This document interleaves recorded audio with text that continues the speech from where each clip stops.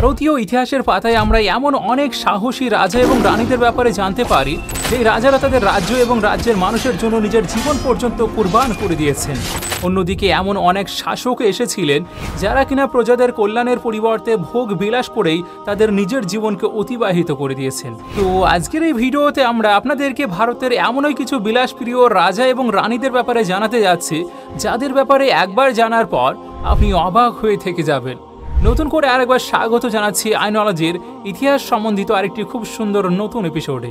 আমাদের এই তালিকায় সর্বপ্রথম নাম হচ্ছে ভারতের পাটিয়ালার মহারাজা ভূপেন্দ্র সিং এর। এমনটি জানা যায় যে তার সবচেয়ে বড় শখ ছিল সুন্দরী নারীদের সাথে সময় কাটানো। সুন্দর সুন্দর নারীতে পরিপূর্ণ পতিতালয় পাটিয়ালার মহারাজার সবচেয়ে বড় দুর্বলতা ছিল। ৩৮ বছর বয়স পর্যন্ত পাটিয়ালাতে রাজ করা ভূপেন্দ্র সিং ৫ বার বিবাহ করেছিলেন এবং এটা মনে করা হয় যে তার কাছে প্রায় ৩০০ জনের মতো দাসীও ছিল। আর সব মিলিয়ে মহারাজা ভূপেন্দ্র সিং এর কাছে মোটামুটি ৮৮ জন সন্তানও ছিল। পাটিয়ালার এই মহারাজার বিলাসিতার ধারণা এখান থেকে পাওয়া যায় যে সে ফ্রেঞ্চ বিউটিশিয়ান, ভারতীয় প্লাস্টিক সার্জেন্ট, স্বর্ণকার, পারফিউমার এবং ফ্যাশন ডিজাইনারদের মাধ্যমে তার দাসীদেরকে তার পছন্দ মতো করে প্রস্তুত করত। আর এইসব তথ্য দিওয়ান জার্মানি দাসের কিতাব মহারাজা থেকে পাওয়া যায়, যেখানে জার্মানি দাস রাজা মহারাজাদের ব্যাপারে একেবারে সুস্পষ্টভাবে ব্যাখ্যা করেছেন। এই বইটা আসলেই অসাধারণ। যদি সম্ভব হয় তাহলে আপনিও পড়ে দেখতে পারেন।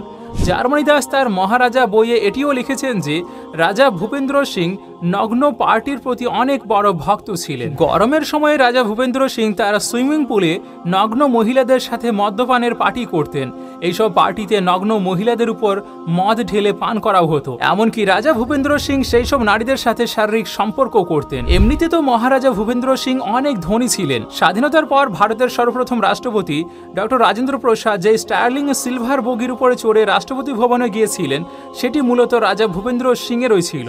আমাদের তালিকার দ্বিতীয় নাম মুঘল বাদশাহ শাহজাহানের। সম্রাট শাহজাহান এবং মুমতাজের স্টোরি তো আমরা সকলেই জানি, আর যেই কারণে আমরা একটি অসাধারণ সৌন্দর্যমণ্ডিত সেই তাজকে দেখতে পাই। সাদা মার্বেল পাথরে তৈরি সেই অসাধারণ সাদা স্থাপত্য যা এখনো সত্যিকারের ভালোবাসার প্রতীক হয়ে রয়েছে। কিন্তু শাহজাহানের ব্যক্তিত্বকে যদি আপনি আরেকটু কাছে থেকে জানার চেষ্টা করেন তাহলে বুঝতে পারবেন যে আসলে তিনি প্রেমিক নয় বরং পাগল ছিলেন। আপনি এটা জেনে হয়তো অবাক হবেন যে মমতাজের মৃত্যু শাহজাহানের ১৪তম সন্তানকে জন্ম দেওয়ার সময় হয়েছিল। আসলে এই মুঘল বাদশাহ মুমতাজের সৌন্দর্যতে পাগল হয়েছিল, যার কারণে শাহজাহান মুমতাজ বাদে তার অন্য কোনো স্ত্রীর দ্বারা কোনোদিন সন্তানও নেননি। এদিকে একের পর এক সন্তান জন্মদানের কারণে মুমতাজ নানান ধরনের শারীরিক সমস্যার সম্মুখীন হন, আর যার কারণেই তার মৃত্যু হয়ে যায়।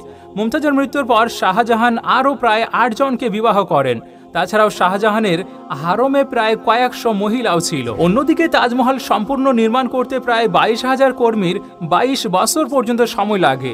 তাজমহলের উপরে লাগানো সেই সাদা মার্বেল পাথর রাজস্থানের মাদ্রানা থেকে নিয়ে আসা হয়, ক্রিস্টাল চায়না থেকে, প্রোডোনাইট আরব থেকে, ল্যাপুস লাজুলি আফগানিস্তান থেকে এবং নীলাম বিশেষভাবে শ্রীলঙ্কা থেকে আনা হয়েছিল। শুধুমাত্র এই একটা স্থাপত্য নির্মাণ করতেই সাম্রাজ্যের অধিকাংশ সম্পদ ব্যয় হয়ে যায়। আমাদের ভোগবিলাসী রাজাদের তালিকায় তৃতীয় নাম হচ্ছে হায়দ্রাবাদের নিজাম মীর ওসমান আলী। হায়দ্রাবাদের নিজামকে সেই সময়ে গণনা করা হতো এই পৃথিবীর সবচেয়ে ধনী মানুষদের সঙ্গে। তার ধনসম্পদ এতটাই বেশি ছিল যে তিনি একটি ১৮৫ ক্যারেট ডায়মন্ড তার টেবিলে পেপার ওয়েট হিসাবে ব্যবহার করতেন। এই ডায়মন্ডটি আকারে একটা উট পাখির ডিমের সমান ছিল এবং এটি ছিল পৃথিবীর ৫ম সবচাইতে বড় ডায়মন্ড। যদিও নিজাম ওসমান আলীর সম্পর্কে অনেক কথাই শোনা যায়, তবুও তার অন্যতম একটা বিখ্যাত ঘটনা হচ্ছে মাত্র ২২ বছর বয়সে তার প্রথম বিয়ের মোহর হিসাবে তিনি তার স্ত্রীকে ১২৮ কিলো স্বর্ণ দিয়েছিলেন। হ্যাঁ, ১২৮ কিলো। তবে উনি ঠিক কতগুলো বিবাহ করেছিলেন এটা বলা মুশকিল, কিন্তু তার সন্তান সন্ততির সংখ্যা প্রায় ৩ ডজনের মতো ছিল। নিজামের কর্মচারীর সংখ্যা ১৪,৭১৮ জনের মতো ছিল। তাছাড়াও তার ৩,০০০ আরবি বডিগার্ডও ছিল। এমনকি ওনার মহলের ঝাড়বাতি পরিষ্কারের জন্যই ৩৮ জনের একটি কর্মীর দলও ছিল। আর এই সবকিছু ছাড়াও নিজাম ওসমান তার শায়রি এবং পবিত্রতার জন্য পরিচিত ছিল। ওনার শেষকৃত্য অনুষ্ঠানে প্রায় ১০ লাখের মতো মানুষ উপস্থিত হয়েছিলেন। চতুর্থ নম্বরে কথা বলবো আমরা মহারানী গায়ত্রী দেবীর সম্বন্ধে। জয়পুরের রাজমাতা নামে পরিচিত গায়ত্রী দেবীর জন্ম ২৩শে মে ১৯১৯ সালে লন্ডনে হয়েছিল। গায়ত্রী দেবীর পিতা রাজকুমার জিতেন্দ্র নারায়ণ কোচবিহারের যুবরাজের ছোট ভাই ছিলেন। অন্যদিকে ওনার মা ইন্দিরা রাজে বারোদার মারাঠা রাজা মহারাজা সাইয়াজিরাও কায়েকবার তীর্থির একমাত্র কন্যা ছিলেন। গায়ত্রী দেবী সম্পর্কে শোনা যায় যে তিনি অনেক বড় আলিশান একটা মহলে বড় হয়েছেন, আর ওনার মহলে প্রায় 500-র অধিক চাকর কাজ করত। এর সাথে সাথে গাড়ি এবং শিকারেরও প্রতি অনেক শখ ছিল। ওনার সম্পর্কে এটাও শোনা যায় যে উনি যখন প্রথমবার চিতা শিকার করেন তখন ওনার বয়স ছিল মাত্র 12 বছর। মহারানী গায়ত্রী দেবী একজন শিকারী হওয়ার পাশাপাশি একজন দক্ষ ঘোড়সাওয়ার এবং পলো খেলোয়াড়ও ছিলেন।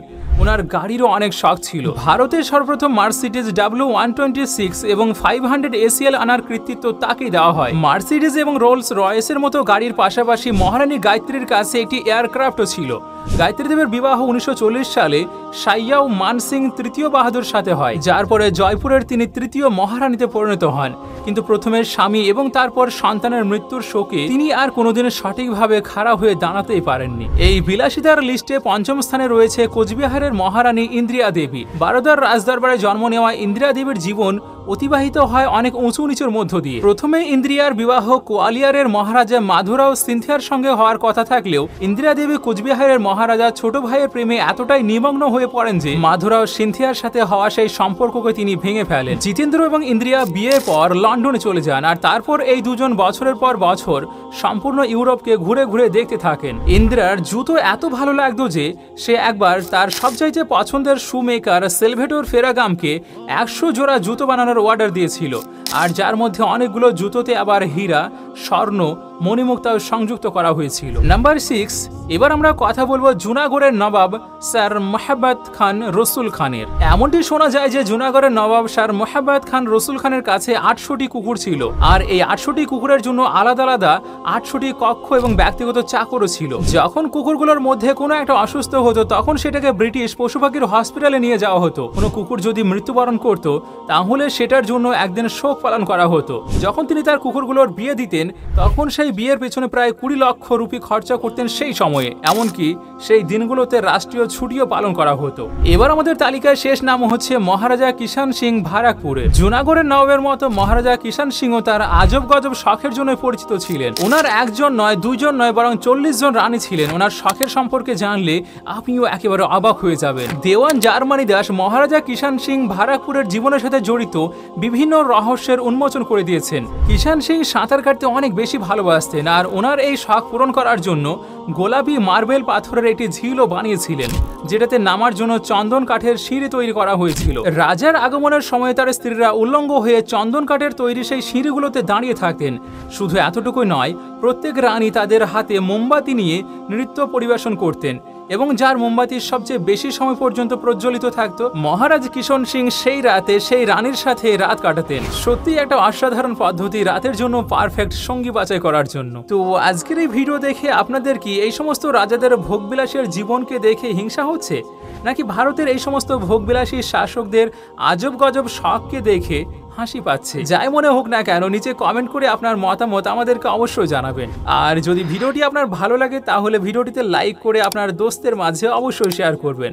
আর চ্যানেলে নতুন এসে থাকলে চ্যানেলটিও সাবস্ক্রাইব করে রাখতে পারেন এমন খুব সুন্দর ভিডিওগুলি আরও দেখার জন্য। আপনাদের সঙ্গে আমি নাহিদ, আমাদের সঙ্গে জুড়ে থাকার জন্য শুকরিয়া।